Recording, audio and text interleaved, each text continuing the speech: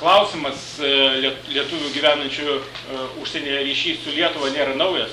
Galim prisiminti, kad dauguma turbūt pirmosios Respublikos kūrėjų, jie taip pat baigė mokslus užsienyje, mokėsi užsienyje.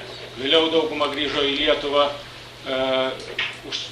iš užjūrių, kas vedami patriotinių jausmų, kas tiesiog prakutė ir kurdami savo ūkius gimtinėje. Taip kad ta pagalba iš pasaulį mačiusių žmonių Lietuvai, jinai yra gana jau ilgas ir pasitvirtinęs reiškinys. Vien kalbant apie krepšinį, jeigu Amerikos lietuviai nebūtų mūsų išmokę žaisti ir atvežę pirmųjų pergalių, turbūt mes neturėtume antros religijos Lietuvoje.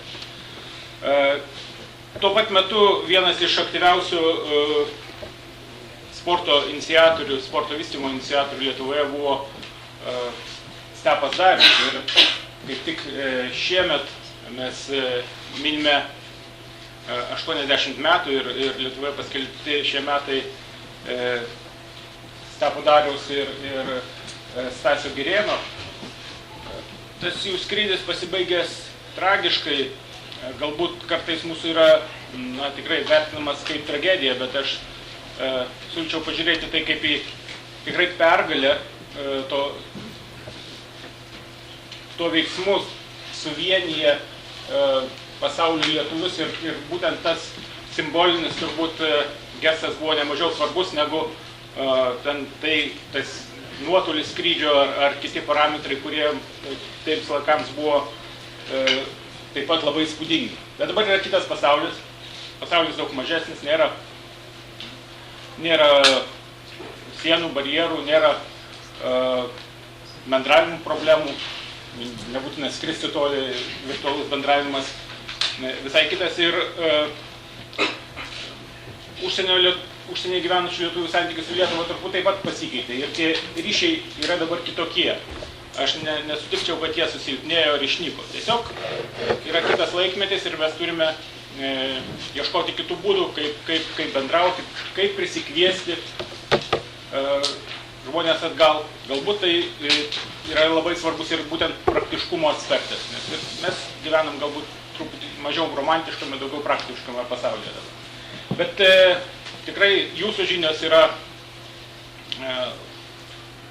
tiesiog būtinos, ne tik reikalingos, bet būtinos.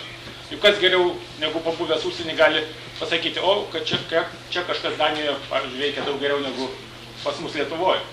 Ir galbūt tik tai jūs ir galite perkelti tą gerąją praktiką pas mus į mūsų šalį. Kai kada išvykęs pamatai, kad Lietuvoje kai kas veikia visai neblogai. Ir galbūt net geriau negu Danijoje. Aš internetą turbūt galima per dieną įsivesti Lietuvoje, Danijoje galima turbūt per porą savaičių. Dar kokį laiko tarpą nepadarys, jeigu atvažiuoja. Aišku, yra dalykų, kurių tiesiog negalima tiesiogiai perkelti. Grįždamas Kopenhagoje namo dviračių, nereikia minti į Šeškinės kalną. Tai irgi yra tam tikrų, kaip bebūtų. Bet tikrai noriu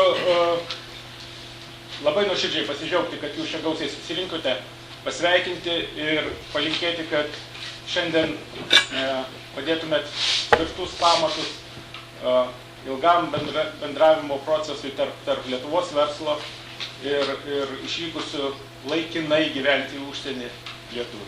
Sveikinu ir